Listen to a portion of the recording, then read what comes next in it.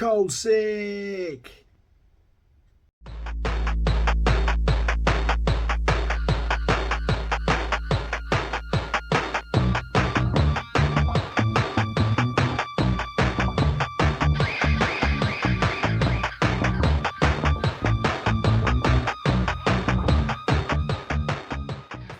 Okay, one thing I want to get really, really clear.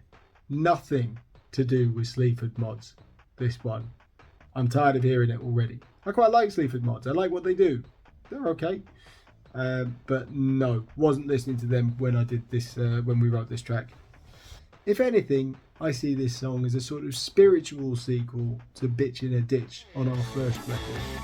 Now, one thing I'd like to make very clear about Bitch in a Ditch before we go any further is that that song was always meant to be a satire on toxic masculinity and the kind of culture in which you could conceivably fill your head with drugs and beat a woman to death and get away with it scot-free because nobody cares in a world where everybody's distracted, right? That was what we were trying to get at. A lot of people didn't understand that, and I'm seriously thinking we should probably retire the title, which is a shame because it's a nice song. So anyway, this song is sort of a continuation of that theme. Only this time we're talking about an office worker who spent most of his life working for the same company, and obviously gets treated quite badly out of the whole thing, as is quite a common story. So this one is sort of loosely inspired by a bunch of people I've worked with over the years who've been lifers in companies I've worked at and have complained about how whiny liberal do-gooders and lefties have ruined it for everybody else.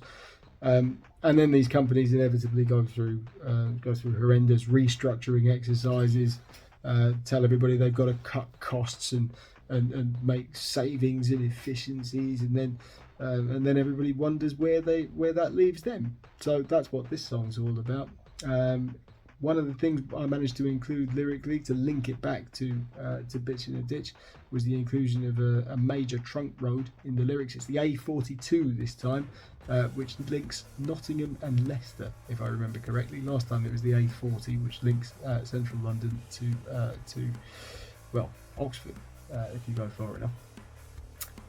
So I was quite pleased to be able to do that. Musically, there's all sorts of weird stuff going on here. The programmed drums, or what sound like programmed drums that you hear in the start, are actually real drums. That's Tom Harley Eustace, our lovely drummer, sat in a booth hitting a snare drum with a towel over it with a very close microphone, which is then cranked and distorted by evil genius Tim Kramer, who produced the record. Have I mentioned Tim enough? I don't feel like Tim gets enough credit.